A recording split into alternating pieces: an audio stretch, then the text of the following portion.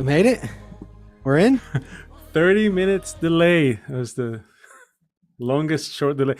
Did that build an inner prayer in your life? That's it. That built an inner angst. That built an inner prayer. Okay, we made it. Leo, welcome to the Great Transition. We haven't seen you here in ages. It is great to It's have been a you while. in the universe. Hello, everybody. Amazing. Everyone hung out. We started, Leo, while you didn't know, we started telling jokes over there. Patricia, let us know did you tell us the punchline yet? Oh, it's a long one. Okay, she did. I'll read it after. Okay, here we are, people of the world. I saw at the beginning, we have Seraphim in Miwok country and B. Thompson in New York. And I saw Netherlands, Yetzi, of course, in Netherlands, and Ralitza in Bulgaria, and France, Cannibal in France. Okay, the whole world is here. Welcome, everybody. As you know, Mhm. the world is going through a lot of changes. We are here with you. We are students of the wisdom of Kabbalah. Our teacher, the Kabbalist, Dr. Michael Lightman. And we are, as his students, living in the world as normal people with family, with work, with all of the normal things that happen. Leah, what happened to your background? And now I thought you were flying through space. Now I see that it's just It's I'm testing it out. You're here every week. I'm just visiting. So okay. is that good? Do we want like this? Do we want something No, more the background is relaxed? perfect, but I also see that you're in a bomb shelter around the background. So I know. I am in a bomb shelter. This is my bomb shelter. See, and so we are we're looking at what's going on in the world through the lens of that wisdom of Kabbalah. We are normal people living with our feet on the ground and simultaneously developing this other perception to a spiritual reality, and that's what we want to talk about today. What that is, how one does that, and what is this transition that we are going through so that we don't have to be scared and nervous as we see everything in the world changing around us. We went through the coronavirus. Are we headed towards a World War III? Are we headed towards food crises, supply chain issues? What are all these changes? Why are they happening? Where are we inside of those changes? So we learned good news is we have a method. We learned in the study of the Tree of Life and in the commentary on the Tree of Life called the Study of the 10 Sefirot that there's a structure to reality. That's good news. There's some system we can actually start to hold on to. There's a root phase called 0, and then 1, 2, 3, 4. We see how that spiritual structure imprinted in our reality. We got north, east, southwest. We got eyes, nose, ears, and mouth. We got fire, wind, water, earth, or dust. You could see it everywhere as that imprinted down. And as reality grows from below, it's that same progression. We had billions of years of the inanimate degree developing. Some point, maybe 1 billion years ago or a couple hundred years ago, the vegetative degree started developing. A few hundred years ago, animals. And then a couple 100,000 years, Homo sapiens, and modern man is just a few tens of thousands of years. Actually, that curve is kind of like a hockey stick, one of those exponential curves, where it takes a really long time to make your first step, and each subsequent step happens faster and faster. So it's that same structure of 4. Now, on that inanimate level, again, there's a method there. There's a system there, so we can be safe. There's a set of fixed laws. No element in that system can break any laws. This is why we can have the internet. This is why we can have the Large Hadron Particle Collider, because you know how everything is going to behave. You know what temperature it boils. You know what temperature it freezes. Every element has its signature qualities, and that's that. When you start banging them together and heating them up and smashing them around, they start to mix. And then you get the vegetative level. And on the vegetative level, they also follow those same laws because it's made out of that same animate stuff. And when they keep banging and smashing, you get to the animal level. The animal level is more complex, but it's the same game. Now, all those 3 levels are running the software that's installed on them. I think we even said this last week, right? A cow doesn't say like, I'm going to hold off on the grass because these jeans aren't going to fit me later, right? A cow gets hungry, he eats. A sunflower wants sun, she moves. They don't have a choice. Well, listen, I think I want to, it would be great if I could just like sun this side, or maybe I could, do something a little bit unique. No, all of those first three levels, inanimate, vegetative, and animate, are completely running software that was installed in them. Oh, we got a guest star on the show. Oh, Yoti. I didn't know if this was for children, so Yeah, it's okay. Everyone's accepted here. So this is where the game becomes fun. Because that fourth degree, what happens from us, well, actually, let's put it like this. In between the inanimate and the vegetative, the Ari says in the Tree of Life, is a degree called like choral. There's also these transitionary degrees. And in between vegetative and animate, there's a transition degree. And in between animal and the spiritual degree, there's also a transition. So we're in this level now where we don't have to eat when we're hungry. There's a special kind of vacation in Israel. It's called Beten Gav, right? It's called like stomach back. Isn't that what it's called? I'm trying to learn Hebrew. So you go on vacation and you just flip, you sun your belly, then you flip and you sun on your back and you flip your belly. We don't have to follow the software that's installed in the inanimate, vegetative, and animate degrees. We still have those degrees in us and they operate, but we have some addition. Now, it becomes, why is this interesting? It becomes interesting when we look at our world now, because we all have these desires inside of us and we're all turning to some force to get them met. I don't actually turn to any upper force when I want to breathe. If somebody held my nose and mouth, I might start feeling some kind of prayer arising in me. But in general, I breathe with no stress about it. Right? In general, I blink my eyes, I move my hand with nothing. But then these other kind of feelings start growing in us that are specific to our human species. And these, we do kind of look to the outside. And here's something that's confusing, interesting, and allows us to open up what it means to be human. Leo's over there in the Middle East. Take for example a good war between Muslims and Jews. Yeah, a good nice war. Wait. How did we get from your sun? I'm still with your sunflower, turning to the sun. Suddenly you're in trying to compress time because we lost like 30 minutes at the beginning. So. Oh no, I thought we're going over. No, or is it going to be a half-hour show? I can go over. Yeah, we go over. I think people, they waited. They had a good desire. I think we should give the people what they want. Okay. A little bit. No. Okay. I just wanted to before we get to the war in the Middle East, just about the system, because I saw. But okay, I'm going to hold it.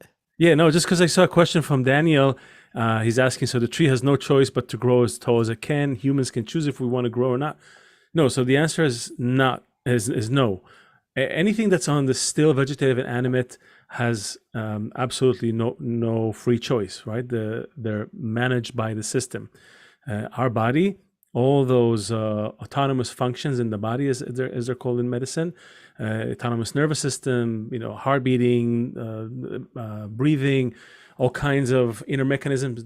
We don't control them. I mean, you can go spend years and somewhere meditating and doing all kind of work to try to fuss with it, but the body is kind of like a Cadillac. It's done. You don't open. If you open the hood, you're only going to cause mostly problems. It's working very well, and you got to let it work because it's managed by the system. The human in us, that's the one thing in all of creation that has a tiny bit of choice. And that, I think, and that's important for the next part that Seth is going to bring here, because this is not, we don't live in this endless, like, free for all type of system. Even when sometimes on the surface things look chaotic and everybody seems to be doing whatever they want, it's much more restricted than that. So there is no choice if you're part of the system. There is a choice if you're human. You have a choice to exercise if you want to become an actual human being, right? Adam, right? The one who's similar to the creator and not remain as an animal, an upright animal, an advanced monkey, that kind of thing. Monkey plus, we call them here. Monkey plus, right? So that, I think, so that's I think it's a good setup, that we do live in a system. We have very little choice in a lot of things, and some choice in On a those few things. still vegetative inanimate degrees in us, there's it's That like the part, rest of the other animals. yeah, that part is locked. I mean, you can futz with it. You can probably do more harm than good, but you can play with it with those degrees because they're below you. But with the human, not so much choice. But we're not doing a show on free choice, right? We want to talk about something else today, something exciting. What I asked, I did a music. We did a set of interviews with our teacher a bunch of years ago. I got to ask him a bunch of questions about music, and I brought up some lyrics from Michael Jackson and John Lennon. I thought they were pretty epic lyrics. John Lennon, Imagine, no, it's just basically some lyrics from the song Imagine, that everyone is together and how great it is. And then that song by Michael Jackson, Man in the Mirror. I'm looking at the man in the mirror. I'm asking him to change his ways. If you want to make the world a better place, take a look at yourself and make it right. I said, what else can possibly be said? Like, you go through all of the canon of music, everything that you could want to say has been said. And he said, nothing has been said. And when a cow moos, it's more true to nature than anything that's been written in any of those songs. I'm not sure to this day, really understand the depth of what he was saying. Yeah, I'm not Cool. sure to this day that I understand the depth of what he's saying there, but it made me think, like, when even a cow is like, why does a cow moo? Why does a bird sing? What the creatures, not only does the creature just get up and eat, it like engages. Every creature is kind of doing something, making some effort right. towards something. It seems like there's like everyone is playing a role and they're trying to play it to perfection, right? Like the tiger's trying to be the best tiger, right? The eagle's trying to be the best eagle. The shark's trying to be like the and as a system, shark. nature also keeps that going. The weakest of the gazelle gets eaten by the tiger. That's and fine. Then the game keeps going, and it just keeps cleaning out until you get the best of the best in the system. Right. I mean, everybody's playing a role. Everybody's connected to the system. Everybody is doing something. The big question is, I think that we often ask is, are they doing it consciously? And this is where there's a line between everything that's happening in creation and us, these creatures who are able to look at the past, the future, ask the question of why, what for, and as we said, have a certain at least an illusion of free choice. Let's put it this way: at least a sense of freedom in the world. Well, this is what I was saying about the Muslim Jew war kind of thing. I was trying to be a little bit tongue in cheek about it, but the reason why it's interesting is because a gazelle and a lion, the lion or the cheetah is chasing a gazelle, right? They're both one's praying to eat and one's praying to make it out alive. You can't use They're the word pray with the prey. It's too confusing. they're Because the gazelle is the lion's they're prey. both giving their whatever they have inside to one needs to eat and one needs to survive, right? Now, when you come to a war, but the Jews and the Muslims, and this is not a political show, it's just an interesting concept. When you look at the animals there, they both have the same God. They're both, God is the God of Abraham. They're both praying to the same God for, to win, to make it out. So it's like everyone at the gazelle and the lion are both have the same like plea. The Right. Jew and the Muslim have the same plea. Like everyone is doing this activity, this kind of unconscious, or even it's actually more conscious sometimes. Even if it's conscious, you have people before they shoot, please, how about even a sports person, like they get down on their knee and thank Jesus after they score a touchdown.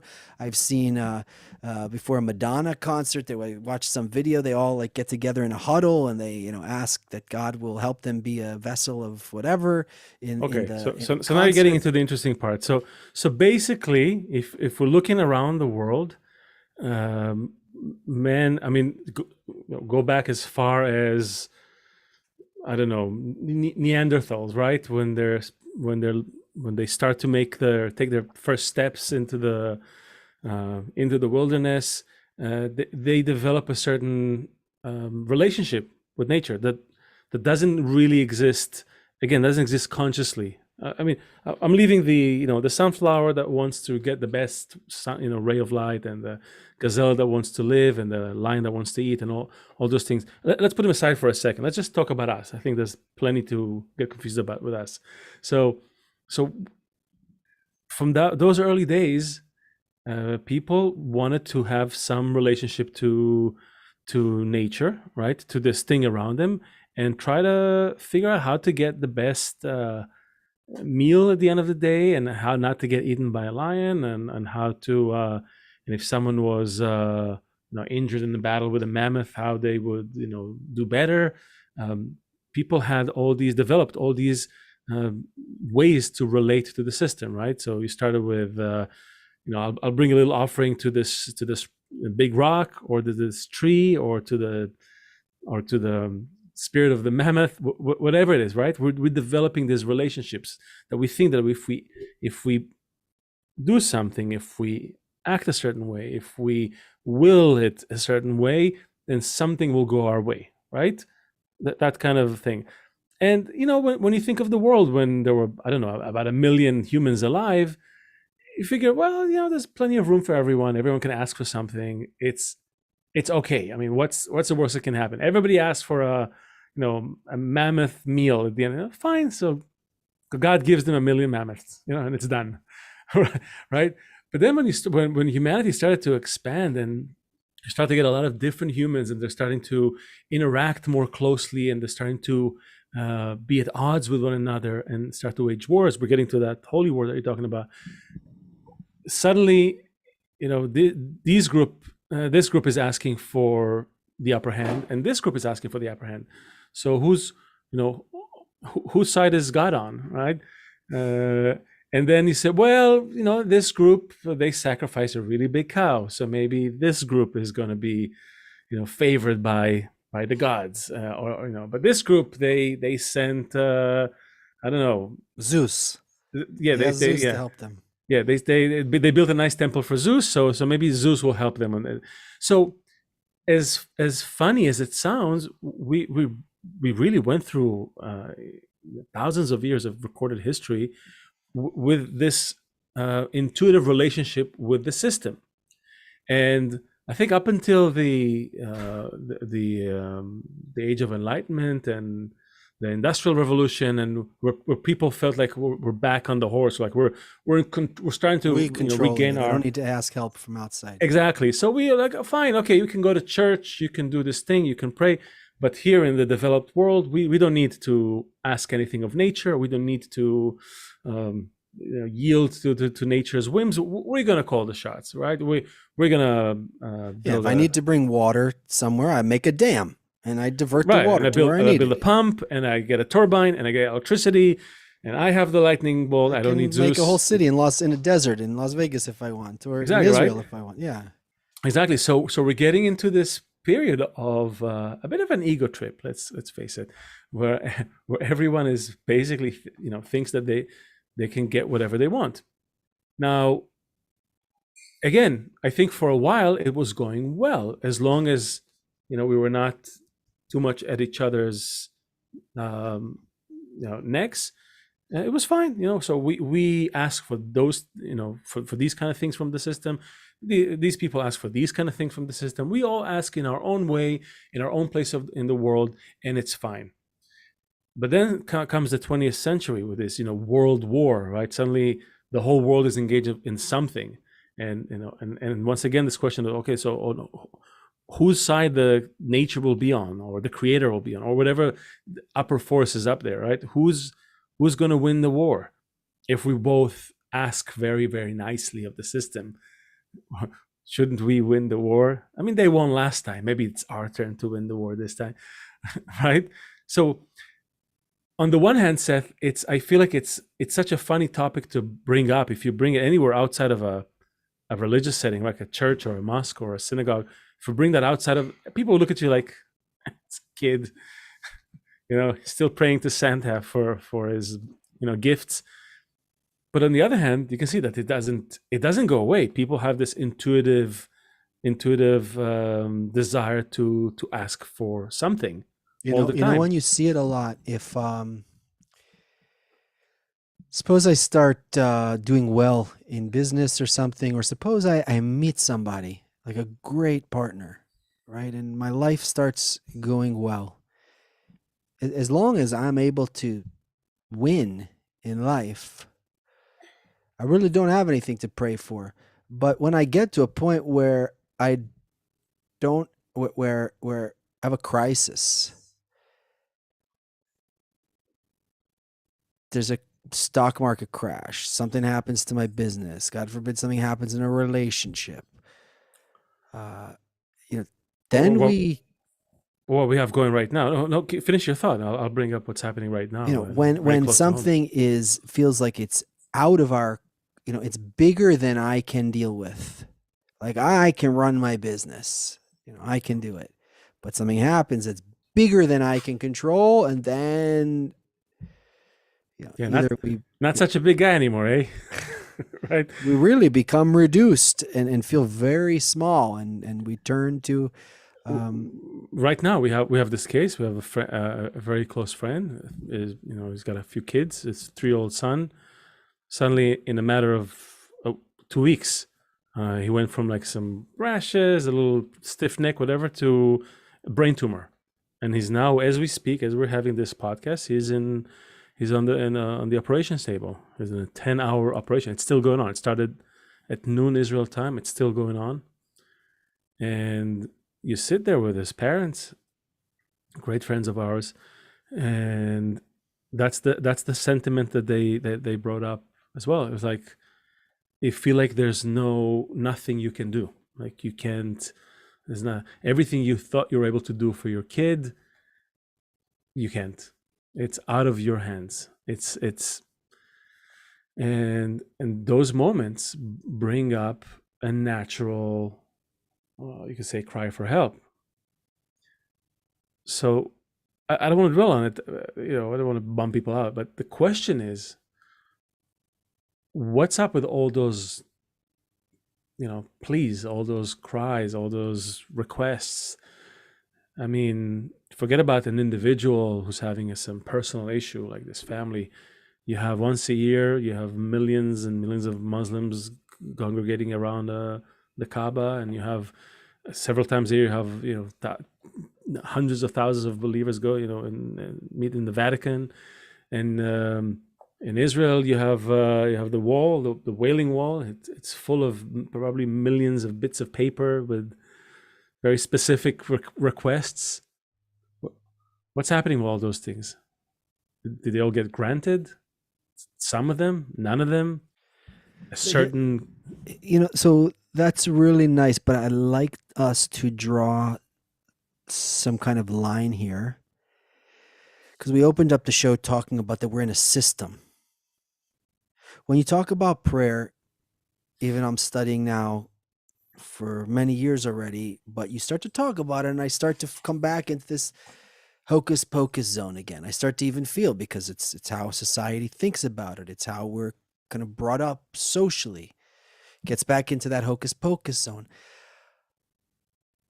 But we learn, and it said we study in the Tree of Life, and we study in in Bala Sulam's the study of the 10 Sfirot and all the introductions, that we're in a system and how the system works and how the system is operated. So we need to discuss what this thing is. What is this inclination? What is that thing that we're turning to? But also, how does it work inside of that system? What is that force? And instead of us treating it like a fairy tale, or instead of just saying, I believe, like, what is that force? How is that force intended to be used? Is there even a way to influence it? That's really the question. If you live in a system with absolute laws, can any of those laws be unmade? If the or let's push it further, right? As Kabbalah say, if the creator is the good who does good, and and he has this plan, and he does everything. Who am I to even ask for a change of plans? I love everything you created, but can you uncreate this? Peanuts, because my son's allergic to peanuts. Let's uncreate peanuts, please. You know, can he? I know you're not allergic to peanuts. It's true, but so that's the question. Can you communicate with the system? It's a system of laws, right? We're not talking about some actual person reading those notes from the Wailing Wall, right? It's a system of laws. So can you communicate with a system of laws? Is there a reason to even try to communicate with that system? If it's a system of laws, when you're falling from a building, will it help if you ask gravity really nice to let you off with a just with a I don't know, with a broken leg instead of a fractured skull? I mean, when we think about it, serious people, we're all serious people, adults, lived our lives. Some of us came from a religious background. Some of us maybe still have some religious practices. Maybe we belong to a religious community. But what does it really mean? This natural inclination that definitely exists in all of us, I think, to ask, is it just a placebo effect? So the I'm putting out a lot Kabbalists, of questions. I don't know. yeah, well, the Kabbalists say that every prayer is answered. So what does that So, even mean? so is that the guy who went to shoot up a place in Tel Aviv or in the subway near you? Brooklyn? Did their prayer get answered? Did it get answered fully, partially? Did it not get answered at all? Did it have nothing to do with their prayer? Are we all just players in a play, and what we say and do and think and wish have nothing to do with what our actions end up being after all? There's a great, I'm sure you know it. There's a great, I think it's Homer Simpson one where he's like, "Oh God, please, Jesus, I'll do anything you say." And then it's like, then his prayers answer. He's like, "Just please, just save me." Oh, never mind, we're all good. I don't need to, like, I swear I'll do whatever you want. No, no, no. The Jews have it with the parking thing. Guy, please give me parking, please. Oh, I got it. It's okay. No worries. um,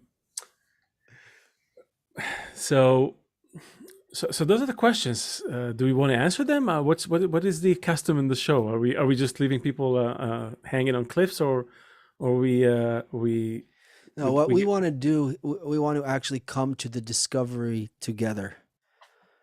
The all right? world that we're in let's say this, let's be bold, okay? Let's say that every prayer that was ever asked has been answered, and the state of the world, the state of our lives, is the answer to all of the prayers so far. It's a good picture. Okay? Disturbing a little bit, but good. Disturbing. Let's Someone, not say. someone just said, "What about 6 million Jews? Their prayers weren't answered."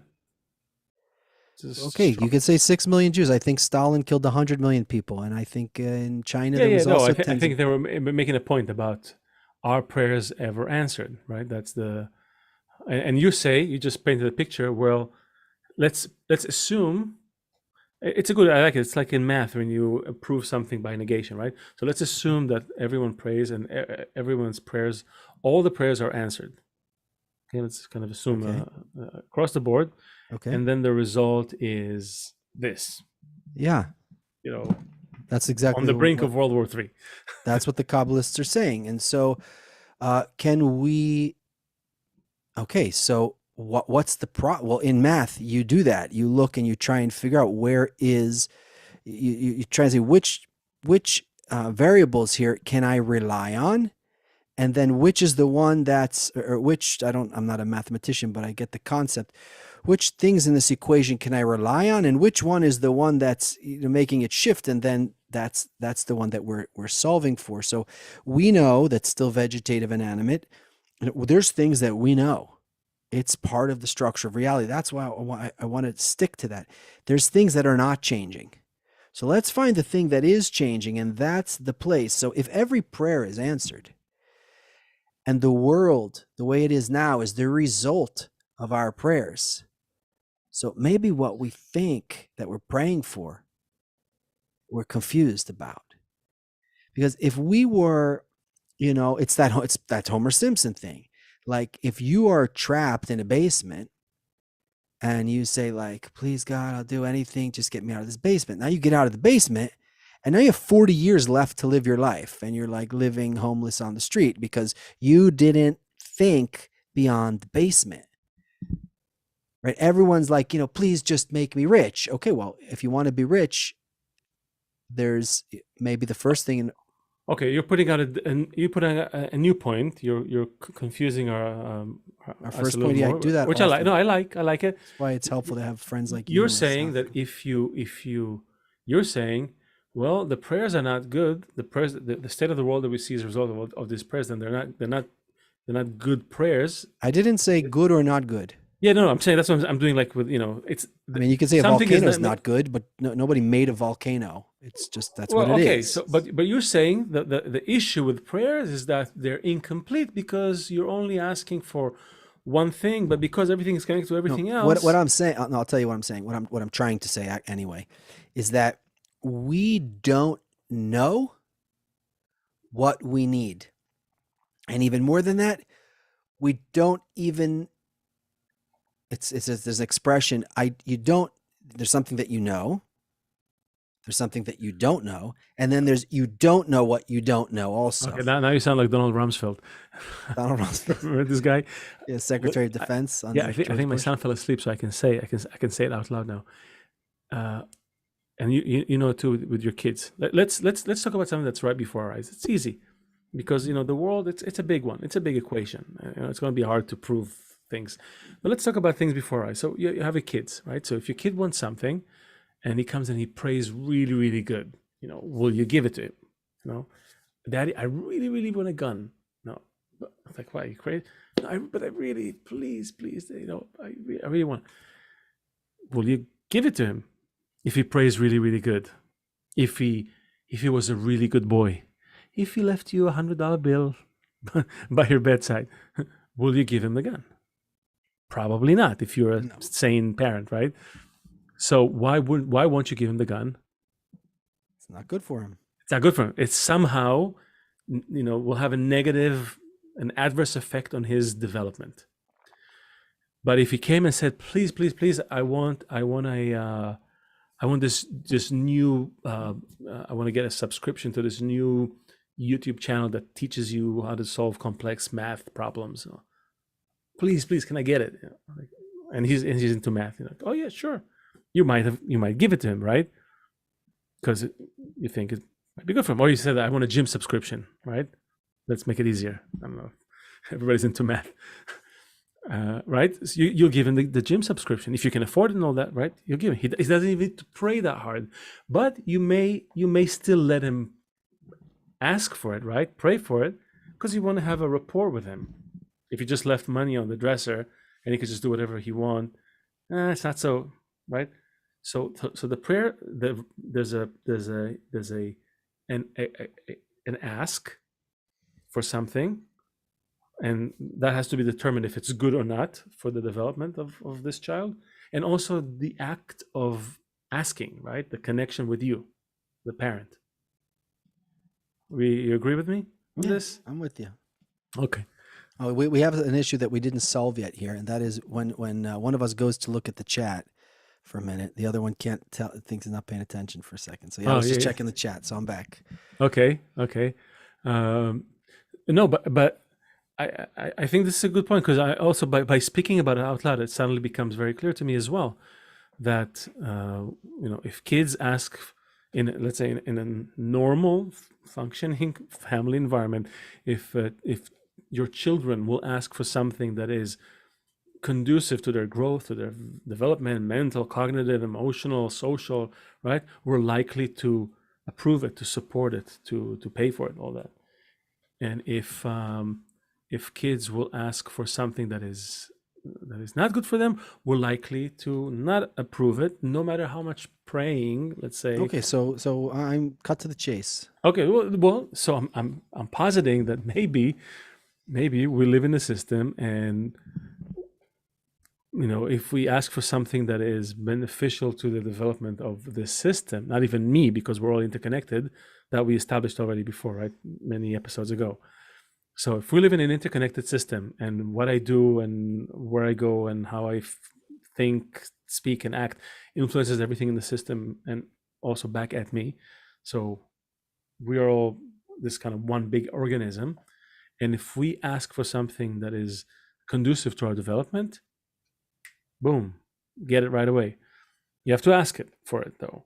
Okay, because otherwise you're an animal. Otherwise you're just still vegetative animate, right? Okay, great. So Cannibal asked, and Cannibal, I forgot where you were from. I was trying to look, but then Leo thought that I wasn't paying attention to him because I was looking. So remind me where you're from, Cannibal. But Cannibal asked, is every prayer egoistic?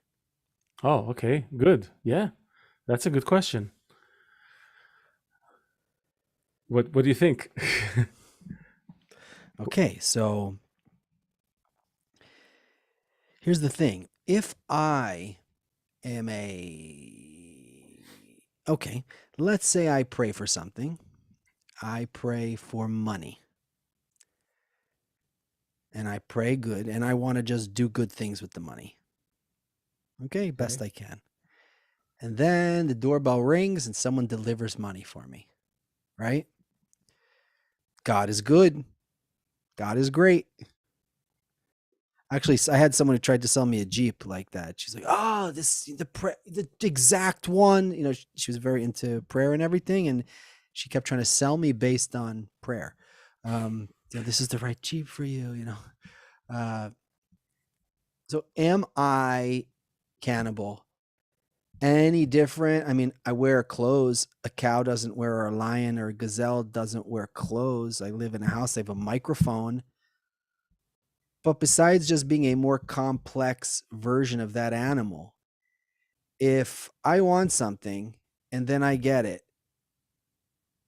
what separates me from just an animal? I have a desire for something. I need to eat. I have something that so hold on. So you need to ask. So we need to ask, what does the system want? Why does this whole thing bothers to exist? That should be the first question, because otherwise you can't answer any of the other questions. Egoistic, not egoistic, for this purpose, for that purpose. So first we have to establish, and luckily, what does the system want? Yeah. Let's just rewind for a second. We had inanimate, and then it started to come together to vegetative, and then it came together into animal, and then it came more together into human. So it seems like if we look objectively at what's going on here, more and more complex organizational structures. Right. Higher degrees of harmonious order. That's a beautiful way of saying it. Yeah. Okay. So that's what the system wants. Now, And it happens in degrees right. And without, and definable degrees. if you take men out of the equation, still a vegetative animate for the most part would be doing just fine. Put men into the equation, and things start to get a little off kilter because men has this little free choice thing that we said, this excessive desire that gives them additional more leeway within the system. So the system wants higher degrees of order. Higher degrees of order means more balanced connections between the elements in the system, and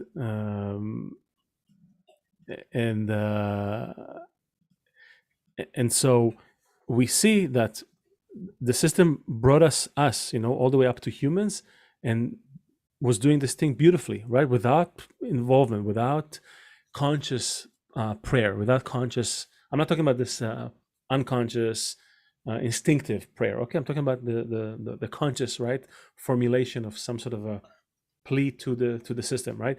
So the system got it as far as it can, without harming our free choice. Any more order done by the system will make us, just animals, right? We will cease to be human. That's a really important point. That's what I was trying to say to Hannibal's question. Give me a sec to try and open it. If we just get everything we want, we're just slaves to our desires again. And where do our desires come from? We don't have any control over where those desires come from. So we end up just like the animal degree. We're just another more complicated animal, in the same way that maybe a zebra is more complicated than an ant, and we would be more complicated than a zebra, but it's the same creature running the same software again. So there has to be some line where there's... Except we have this excessive desire, and you see that left unchecked, we're creating destruction. That's really, I think, what we have to say here, to be honest with all of us. I'm not talking about just global warming and all that. I'm just saying in general, left unchecked, the human ego grows, the human desire grows beyond the accepted level, beyond the level where it still stays connected harmoniously with all the other animals. If we would stayed monkeys, right, we would be in perfect harmony with nature. Yes, some of the monkeys would get eaten by some predators. There will be ups and downs in monkey population, but for the most part, pretty good monkey life, right? There were no logging, no climate change, no shortage of food. Everything would be great for the monkeys.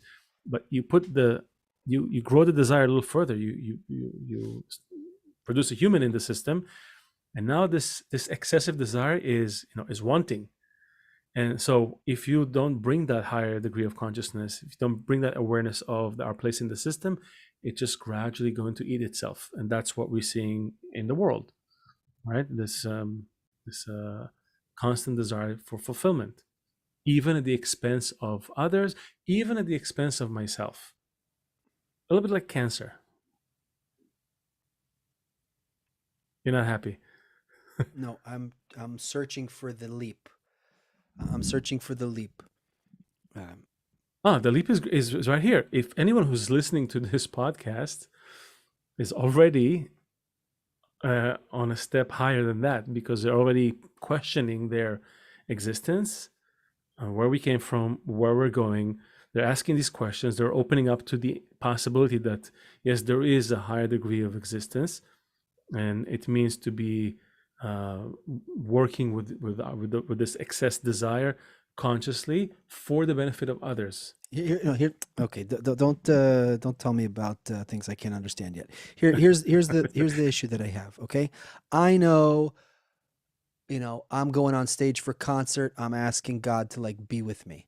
I'm gonna go score a touchdown. I'm asking God to be with me, or whoever, my spirits. Doesn't matter who I'm asking. I'm going to business. I'm asking that, this deal's going to change my life. If I get this deal, the kid's college is done, the new car is done, the home renovation is done. What? I'll go to church once a week.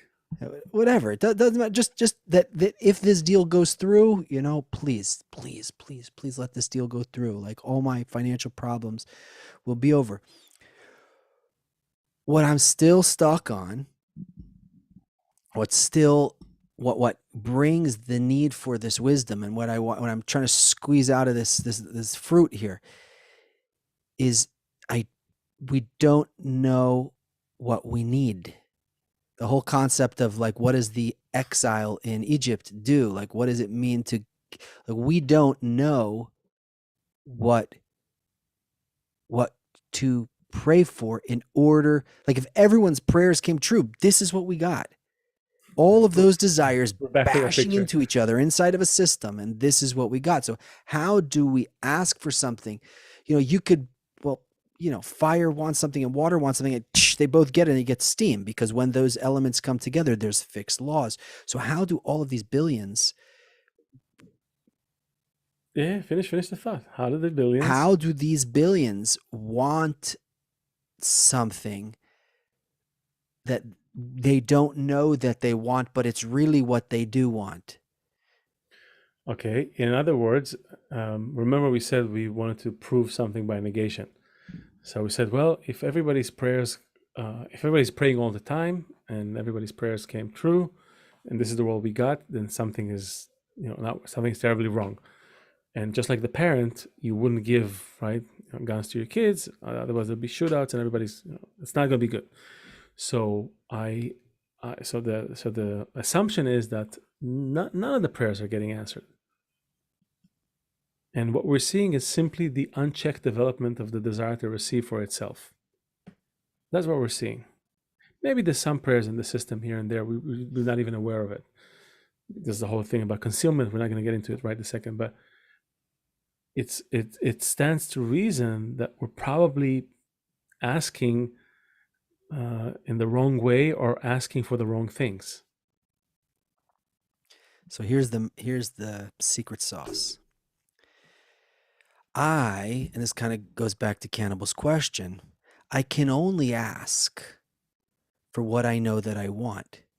I only, as a kid, I didn't know that kids could play ice hockey. I saw it on TV, but I didn't know in my town kids only played soccer and baseball, maybe a little football. Like, I didn't know that it was something I could do. I just didn't. It sounds like something stupid, but I just didn't even know it's like doable.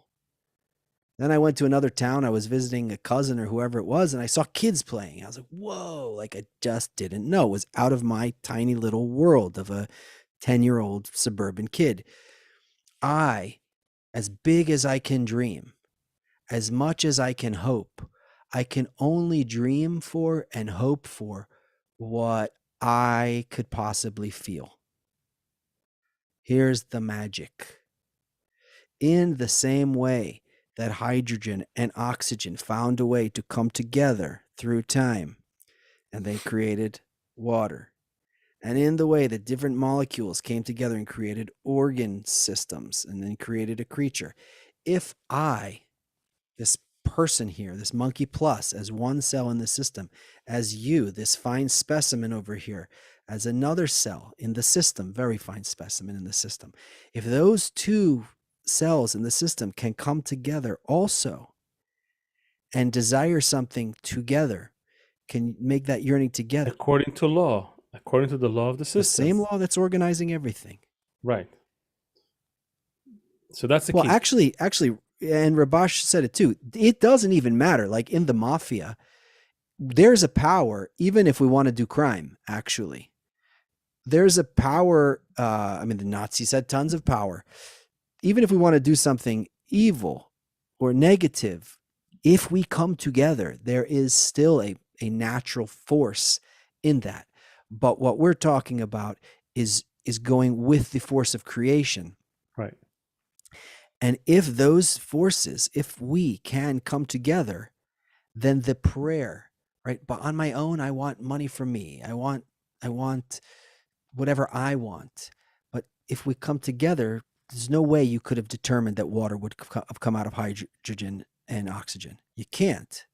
But once it happens, it's something new and wondrous and totally next level.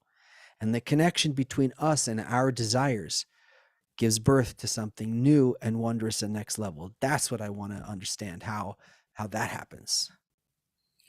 Well, I don't know that we're And can you tell me in the next 5 minutes? yeah, I don't know. We can talk about the how, but I think the summary of everything that we talked about is that because we exist in a system and we're parts of a system, and the system has a certain program, certain laws, certain plan, you can say, right, the thought of creation, and we're all moving towards it, then we're we're moving along with the system. And if we want the laws of the system to work on us, if we want the powers in the system, the forces to work on us, through us, with us, then we have to ask for things that go in the same directions as those laws of the system. If we ask for that, those prayers are answered. You have the question of, okay, will I see the answer? Where? That's like I said, concealment is another thing. But those prayers are absolutely, definitively must be answered, because you're going along with the laws of the system. As long as you're not asking, as long as you're not making that Okay, conscious but effort, you have to you're speak just about stuck spinning your wheels in you one have to speak state. about the concealment for a minute, because you're saying if I'm going along with the direction of the system, the prayers are answered. But there's this matter of concealment also. So because someone could say I am, but I feel like I'm regressing, or I am, but I feel like my prayers are not being answered. In my eyes, it doesn't seem like it's being answered. So you have to speak about concealment for a second. Well, the whole world is concealment, right? Olam, halama, concealment, and it's there. uh, If for no other reason, first of all, is to maintain our free choice. Because the minute the concealment would disappear, then everybody would become instant righteous, right? Instant saints. Or an If you animal saw all over again, just following whatever desire. exactly, just holy animals, as we say. So Chayot HaKodesh, right? describe what you mean when you say saint. What would happen, for example? Oh well, no, it's very simple. If I knew that, doing this or thinking this or saying that will get me something good, and contrary to that, doing this and thinking this and saying that will get me something bad, of course I'll only choose the good and avoid the bad. Period. End of story. There's no freedom of choice. There's no process of development. There are no contradictions to work with. It's done. By maintaining the concealment, it leaves you wondering, questioning, scrutinizing. The scrutiny is such a big thing in Kabbalah because it's one of those features that separate a man from an animal. Animal doesn't have a scrutiny. I'm hungry. I know what I need to. If I'm a cow, I know that I need to eat, I don't know, hay or grass or whatever, and I go over to where the hay is and I eat it. Done. I don't crave cake. I don't. It's but for us, because the minute we have this excess desire and they opened up this free choice because of the concealment, this is where we can go wrong or learn and go right. But the concealment is there to, first of all, protect our free choice, protect our status as potential humans. That's first of all. There are additional reasons for the concealment, and that is it allows us to continue to climb, because as the creator conceals himself more and more from the system, there's more and more room for us to express that free choice of ours, to express Okay, it. so I want to I want to feel the meaning of my life. I want to get to the bottom of why I have this emptiness. Not only that, I'm not only am I want to run away from the bad, but I'm compelled towards this good. I see that there can be a life of love. I see that there's enough of all the resources for everyone. I see that we found a planet that's got everything we could possibly need. Not only that, there's a system where we can feel eternal.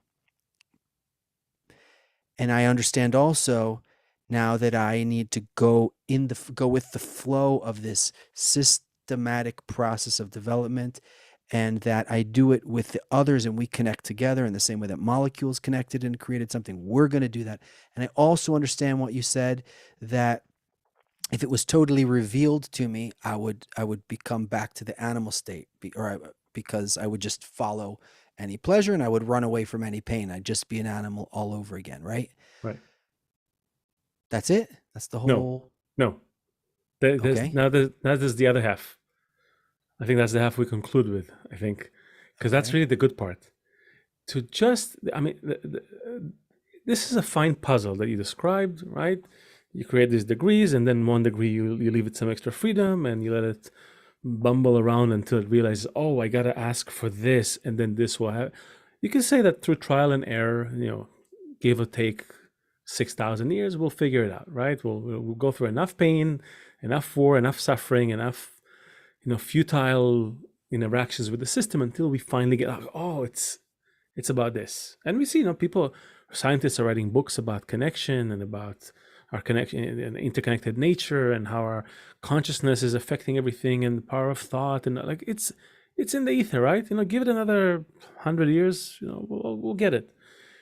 But it's not even close to what we're talking about, because what we're really talking about is this connection with this creator, with this force. This force is not simply a mechanical force. We say it's like gravity, but it's a bit more than that. It's the mother of all forces, right? It's the life of lives. Yeah, I mean, and it's making contact with that quality, that where it's at, the getting it, figuring out how to again avoid pain and achieve more pleasure. That's great, but the fulfillment is to be like the creator. To be like the creator, you once you attain his qualities, you get into contact with him. So suddenly you manage to rise to that level. So all these earthly fulfillments, they become like small change compared to this. Wow, suddenly we're like, I'm okay, here we are, finally, after 14 billion years and all that stuff, finally see eye to eye. And then the creator will say, well, okay, that was just the first 6,000 years, the first 6 cycles, you could say. There's 4 more cycles we got to go to. Yeah, let's do it.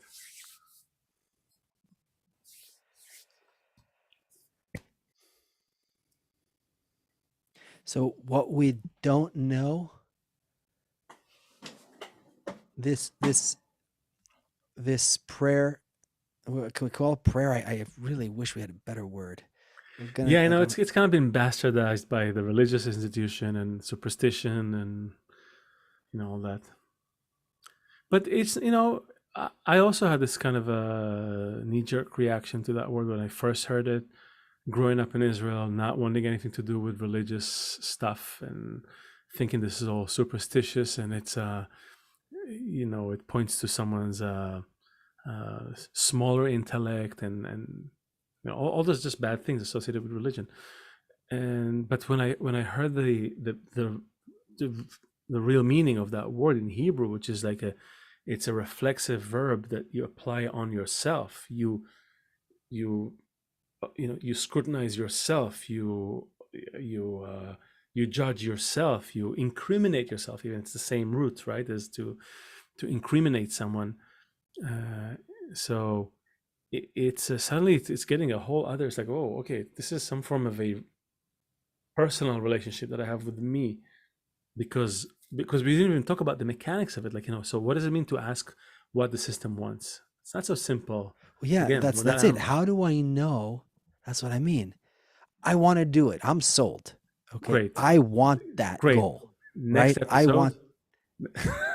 That's it. It's an hour. Next episode, we're gonna open it up and talk about the mechanics of the prayer. First of all, we just established that. I'm just recapping. Established that we live in the system, and it's the system is communicating with us. We can communicate with the system. The way to communicate with it is to ask for what the system wants to give us. Right? I'll say it in another way that I heard a long time ago. It's like if you want what you want when you want it, you'll never get what you need when you need it. Okay, because it's not about you, you know. So that's the first thing to just understand. Stop asking about yourself and all that. The system is talking to you. You want to talk to the system. You can talk to the system. You can communicate just like with any other system. And the And the system system, has no shortage of what to give. no shortage. And you just have to ask in the direction that the system is going. Then you'll get superpowers. You get everything.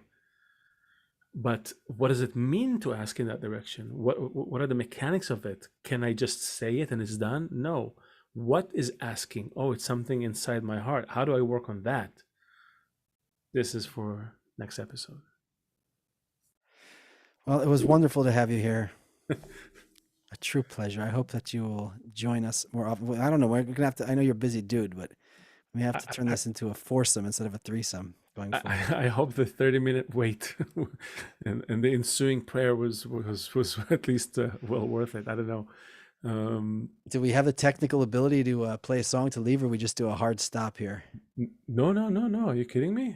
We can. I can stream. You have something I can stream from here. I can share screen from here. Share no, sound. share audio. Don't share screen. Share audio. That's what I meant. That's what I meant. Yeah. Okay, Go for it. friends. Another hour has come and gone. We laughed, we cried, we learned a few things. Hopefully, we opened our hearts, we connected together. Looking at the world that we're living in through the lens of the wisdom of Kabbalah.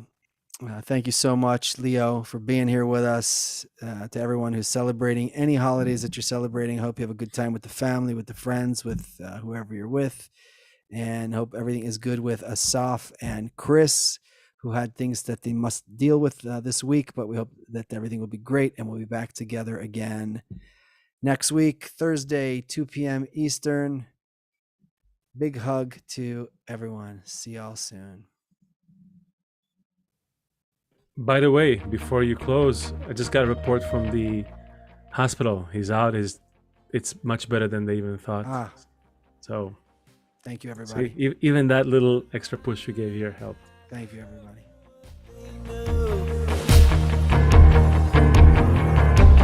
Just a child, I learned by watching you. I need you to show me something good. Show me how. Can't do it without you. We're not waiting for something to happen. We determine what will happen. We're not waiting for something to happen. We determine what will happen.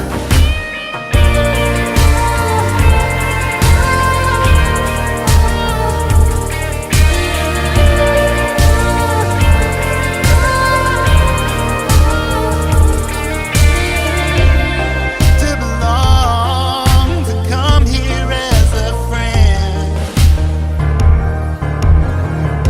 The light is strong to touch our soul at last. I need you to show me something good. Show me how. Can't do it without you. We're not waiting for something to happen. We determine what will